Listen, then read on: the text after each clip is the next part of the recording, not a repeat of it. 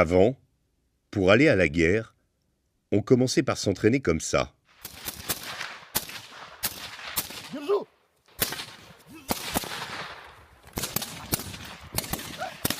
Et la guerre, ça donnait ça.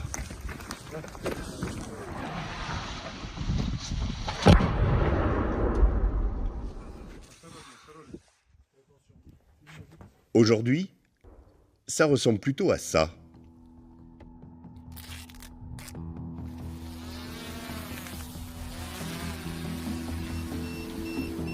Il y a un drone qui me case. Pas très loin.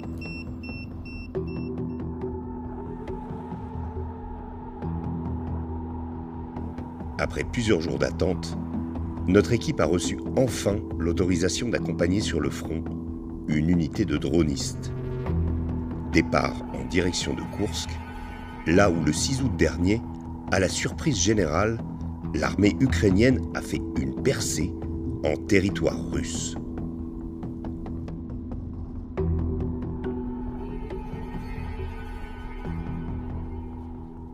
Au nord de Soudja, l'unité de dronistes a établi son camp de base dans un ancien village de vacances.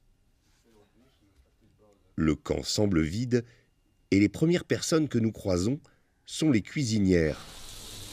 Проживающих, которые здесь были. Да. Эвакуировали Сразу. сразу, да. Да, как это все началось. Вы прощались с ними? Конечно, они плакали. Для наших солдат, для наших воинов, для наших защитников, для защитников России. Mais en réalité, leurs héros, elles les voient peu, car eux préfèrent les fast-foods du centre-ville.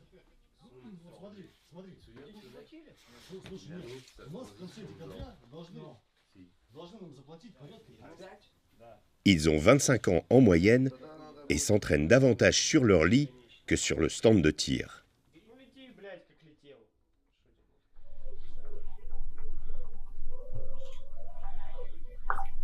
Vlad a combattu comme fantassin dans le Donbass. Ses camarades l'appellent le déserteur car il a quitté son unité d'origine. S'il n'avait pas rejoint les dronistes, il serait peut-être mort à cette heure.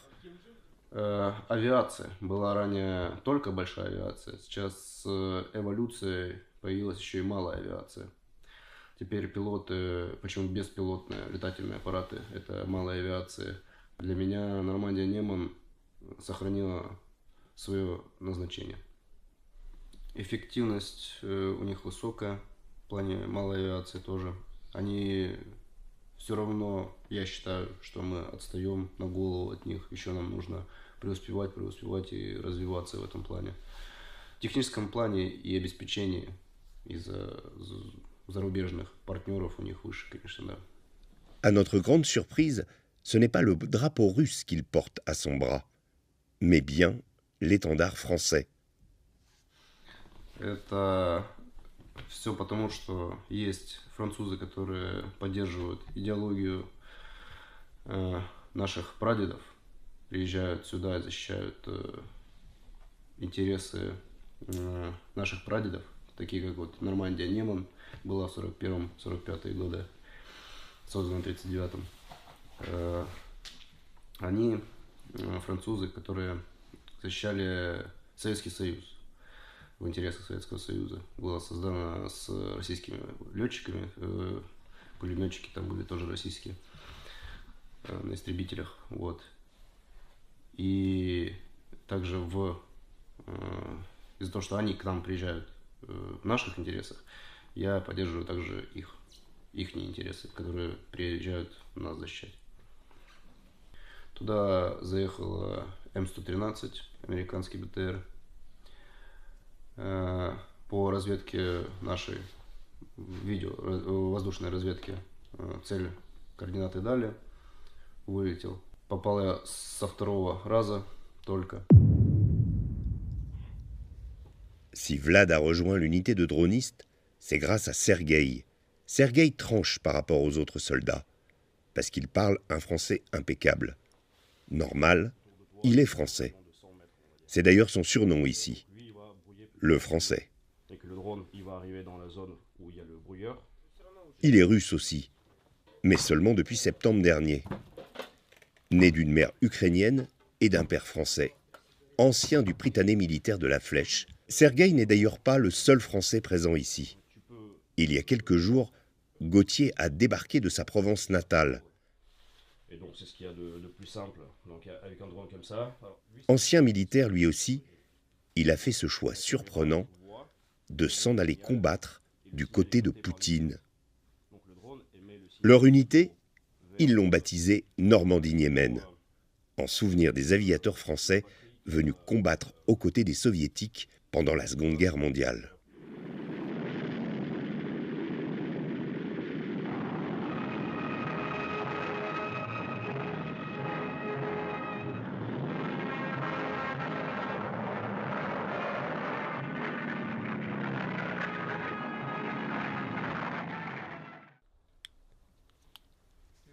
Sergueï exige de ses hommes des connaissances techniques poussées, mais aussi d'être capable de se frotter aux pires conditions de combat.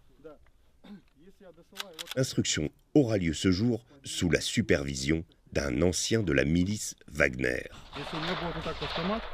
У меня вот эта рука, она устает. C'est ce que tu avais dit avec le poids. И tu vois, c'est ход, comme- ход Ah руки, oui, ok, ok, d'accord. ход руки у меня.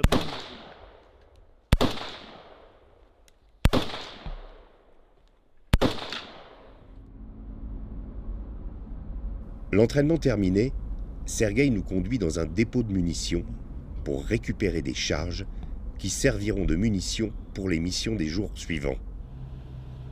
Comme souvent avec les dronistes, nous ne sommes pas autorisés à filmer l'extérieur des lieux dans lesquels ils évoluent.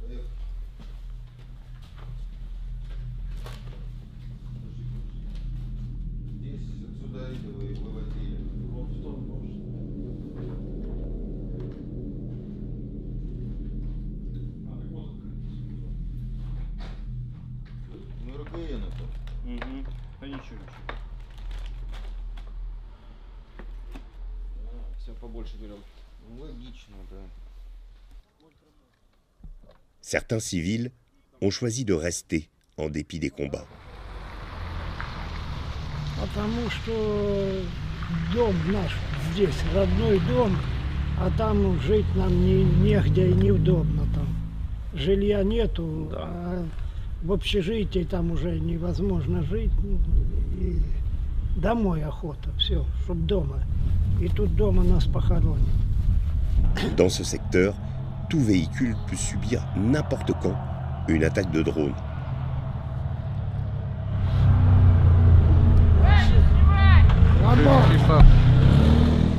En parlant de drones, voici 3 véhicules blindés russes qu'ils avaient repérés et qui ont été détruits. Ah, il y en a 3 en fait. Il y en a 3, oui. Ouais. Ça veut dire que soit ils attendaient avant d'avancer dans un assaut, soit ils étaient en défense ici pour pas laisser les Ukrainiens passer. Mais ils ont dû être repérés par un drone et donc détruits par l'artillerie. Allez, montez, il y a un drone. Montez très vite, très vite.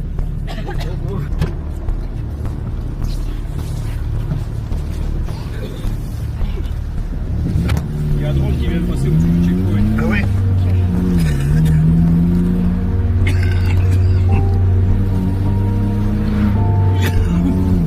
Sergueï accélère.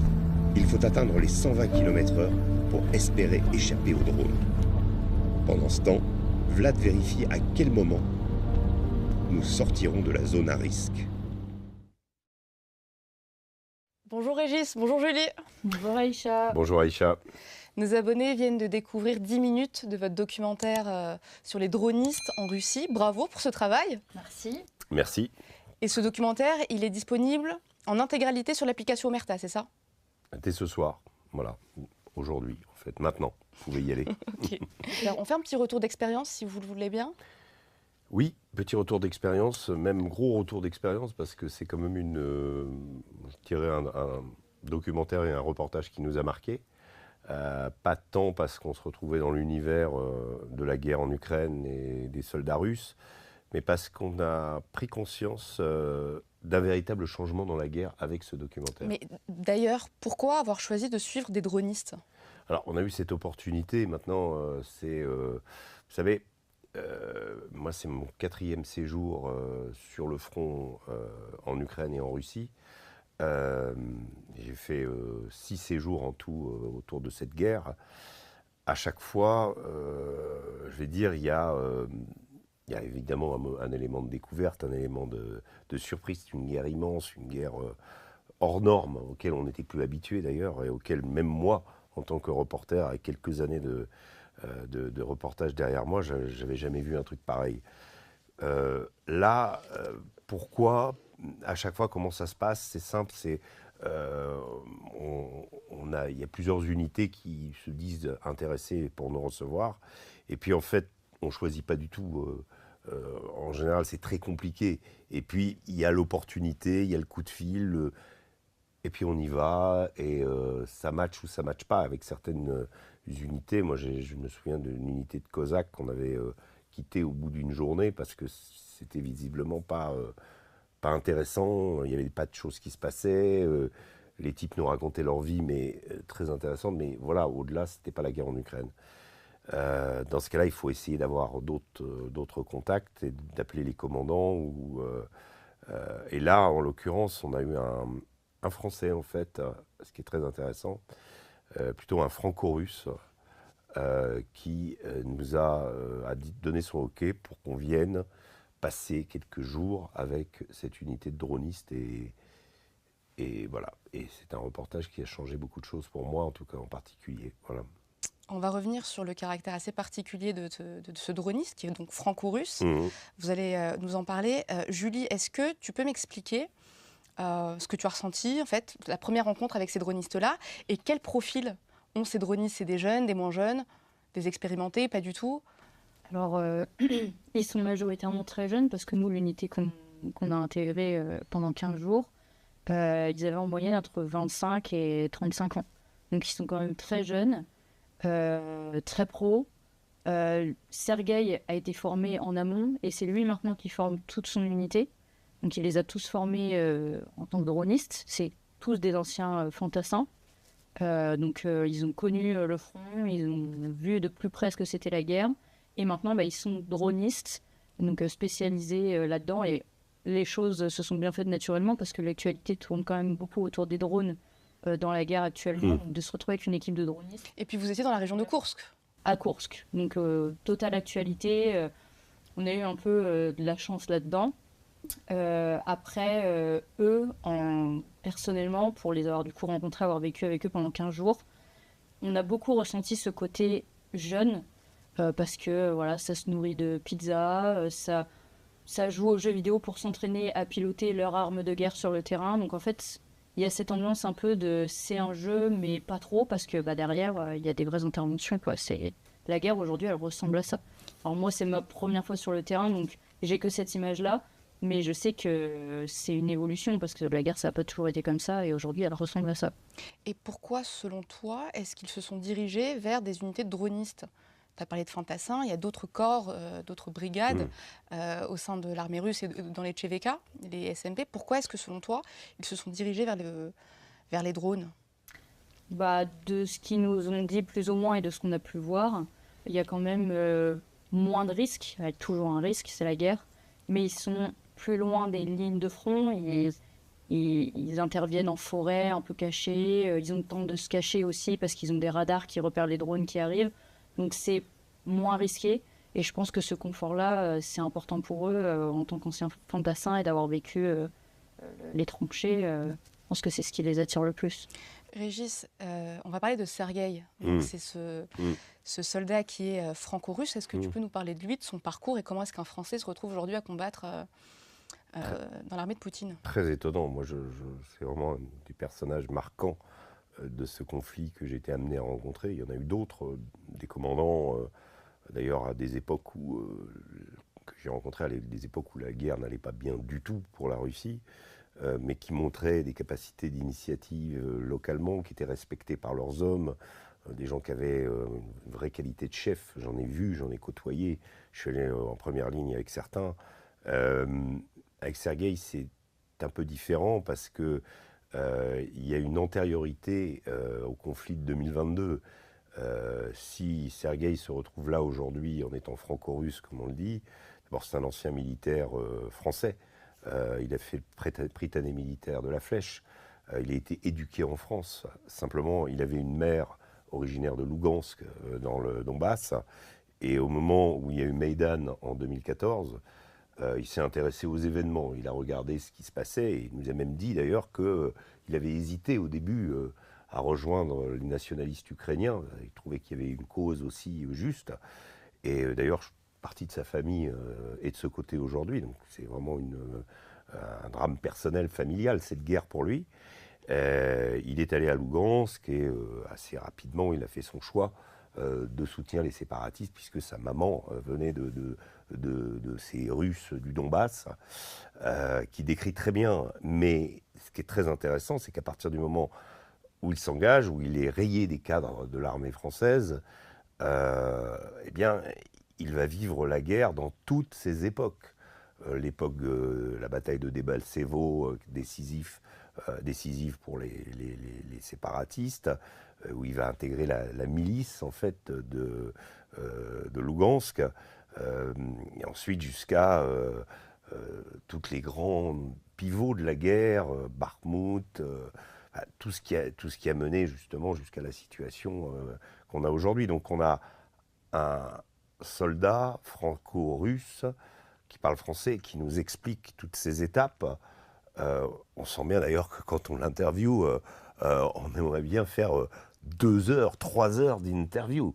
Tant c'est vraiment une entrée dans la psychologie russe par rapport à cette guerre exceptionnelle. Voilà, et je vous encourage d'ailleurs dans l'application, et on a gardé ce qu'on a pu, parce que c'est un documentaire, mais il y a des passages d'interview où il se confie à nous, extrêmement intéressant, parce que là, on a un personnage qui est un fil conducteur de 2014 jusqu'à 2022, jusqu'à 2025 aujourd'hui, et qui, en effet, comme l'expliquait Julie tout à l'heure, va choisir les drones parce que, en fait, je pense que Sergueï, intrinsèquement, c'est quelqu'un qui a vu tous ses camarades mourir.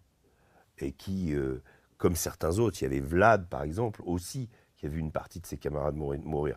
S'ils ont choisi les drones, c'est parce que d'abord, il y a leur jeune âge qui les connecte à toute une galaxie planétaire, hein, parce que ces connaisseurs de drones, il y en a aux États-Unis, il y en a partout en Orient. C'est une véritable communauté. Ça va du hacker au geek, en passant par le droniste, parce que c'est l'arme nouvelle. Et puis, donc, il y a l'idée d'être dans l'arme de l'élite, parce qu'aujourd'hui, oui, les régiments de dronistes propres sont véritablement au centre de la guerre. Moi, ce que j'ai noté par rapport à... Je n'étais pas les premiers dronistes que je côtoie sur le front en Ukraine. Ce que j'ai vu, c'est qu'en 2023, par exemple, 22-23, le drone était déjà très important.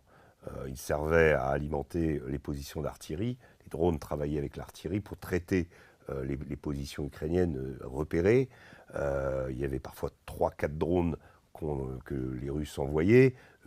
Sur l'écran, on voyait les différentes les infos données par tous les drones, et c'était ensuite l'artillerie. Donc c'était très important, mais ce n'était pas central. Ce qu'on a vu là, c'est central dans la guerre. C'est-à-dire que le drone rend l'artillerie obsolète. Le drone, c'est le nouveau sniper. C'est-à-dire que voir et taper, frapper. Ces jeunes-là partent avec leur pick-up, avec leur tête de RPG ou leurs obus, qui fixent avec il y a un côté débrouille aussi qui est incroyable. C'est des bricoleurs incroyables. Ils montent des antennes, ils font 15 mètres, on le voit dans le docu, ils vont dans un arbre, ils placent une antenne, et du coup, de 2 km d'autonomie, enfin de signal, le drone a 20 km et peut aller frapper des positions. Et en face, et c'est là où le combat est très intéressant, en face, il y a exactement les mêmes. Est-ce que les drones que vous avez pu observer, c'était des drones de fabrication russe, ou est-ce que c'était des modèles étrangers? C'est du DJI, donc chinois, pour l'observation. Les FPV, c'est du drone customisé qui existe un peu partout.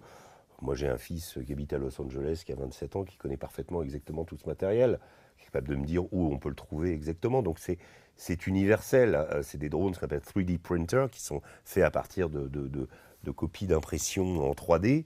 Et puis ensuite, eh bien, il y a tous ces accessoires qu'on rajoute et sur lesquels ils bossent en permanence. Leur vie, c'est ça. Leur vie, c'est de travailler en permanence là-dessus, parfois de s'amuser sur des consoles, parce qu'il y a le côté ludique aussi là-dedans. Mais finalement, voilà, mais surtout, voilà, retenez bien, et je pense que vous verrez dans le docu, c'est cette centralité du drone dans la guerre et de ce type d'équipe-là.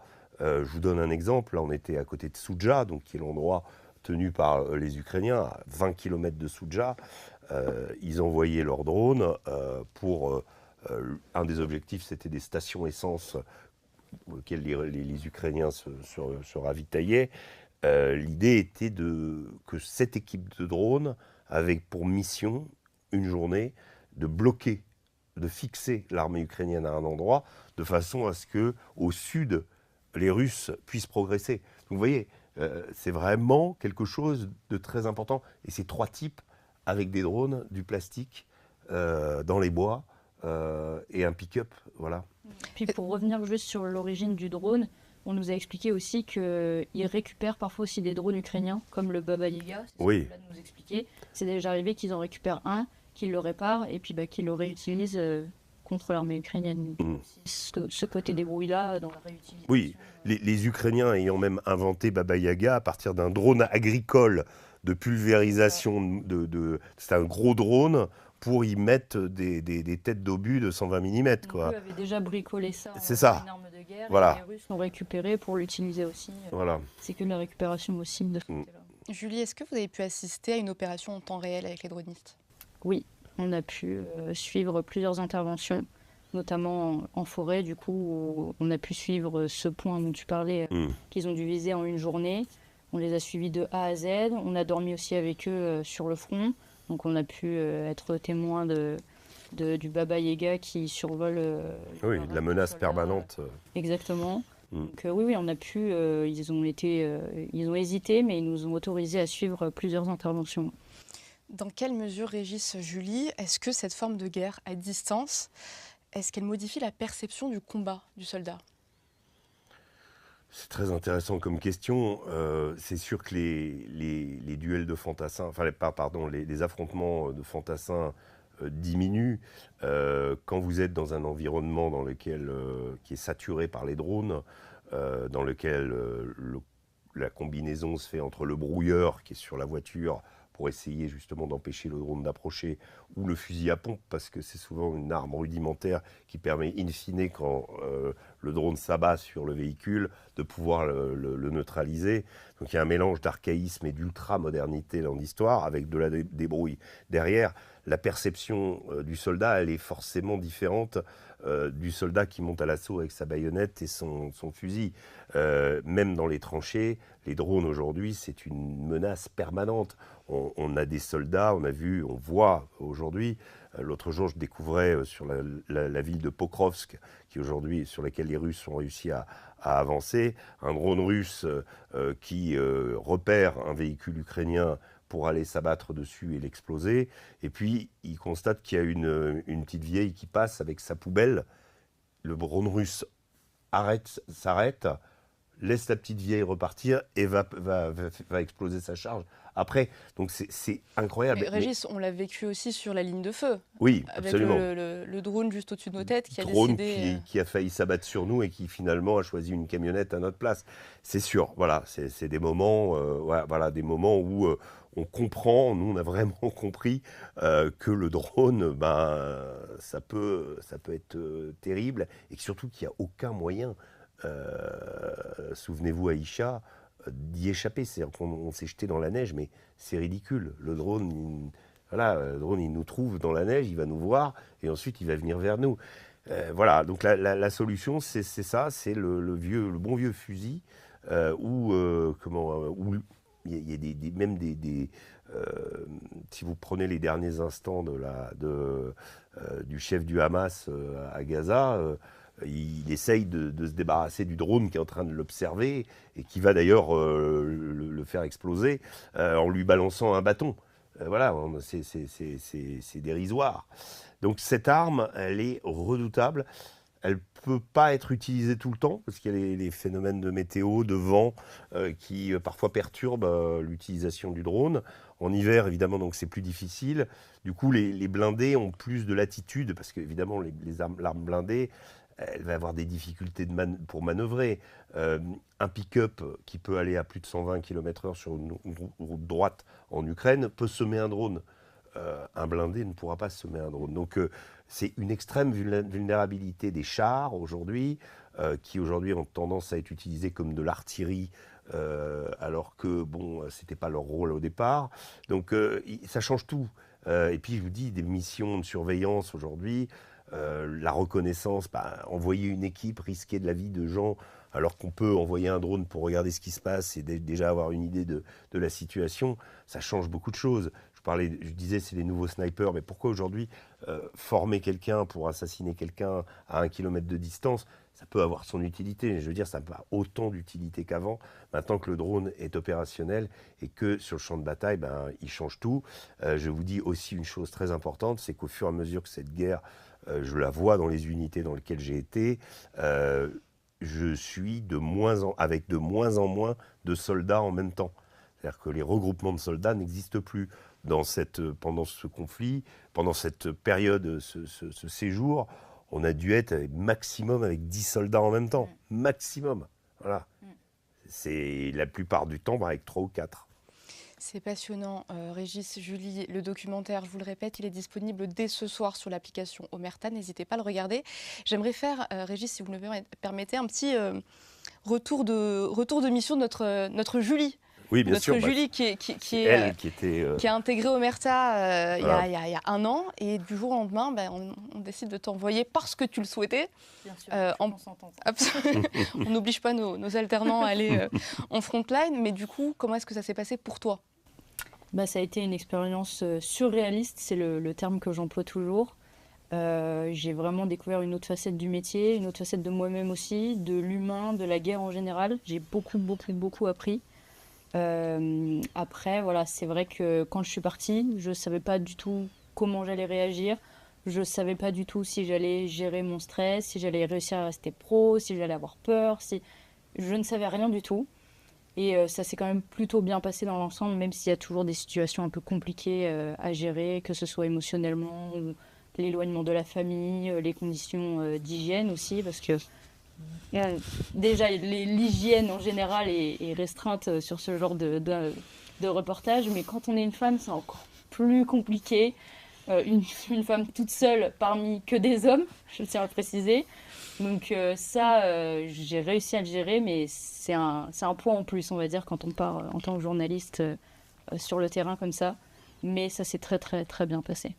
Pas de traumatisme particulier, mais j'ai eu un petit temps d'adaptation à mon retour quand même, pour retrouver une vie normale. J'ai eu une bonne semaine d'adaptation.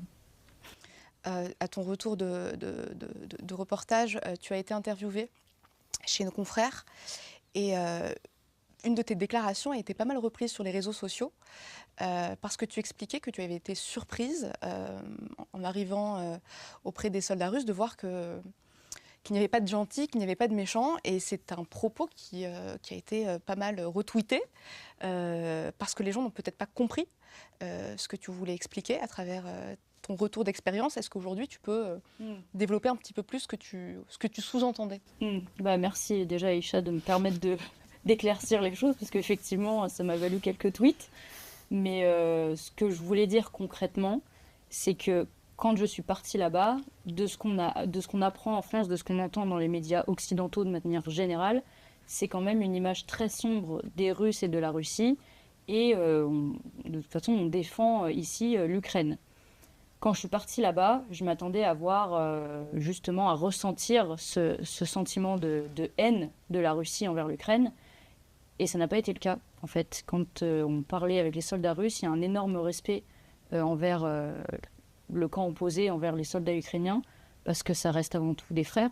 En fait, ils sont slaves, et il y a un énorme respect. Il n'y a jamais eu de mots de travers, il n'y a jamais eu de haine dans les propos. Donc la guerre, c'est la guerre, oui, ils s'affrontent, mais il n'y a aucune haine les uns envers les autres. Et je me suis dit, on devrait ici s'inspirer de ça aussi. Et c'est ce que j'ai voulu dire en disant, il n'y a pas de gentil, il n'y a pas de méchant. C'est juste que la guerre, c'est pas toujours noir ou blanc, et que les deux côtés défendent des intérêts, des valeurs.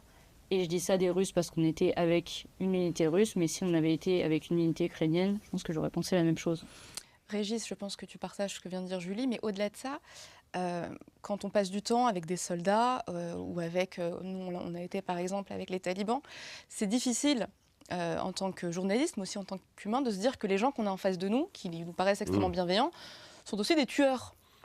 Oui, c'est vrai, vous avez raison d'évoquer les talibans, parce que oui, on a rencontré des combattants talibans qui étaient eux aussi des gens intéressants. Je me souviens de cette discussion que nous avions eue avec le chef d'un district de la police d'un district de Kaboul, Khalid Zadran, qui était un jeune chef taliban qui a combattu dans la région de Kunar, à l'est de l'Afghanistan, dans les montagnes, qui nous expliquait pendant des années, il ne voyait pas sa famille, il vivait clandestinement, que ses amis aussi, qui a dit oui, on sera dans Kaboul un jour, et que ses amis ne sont plus là.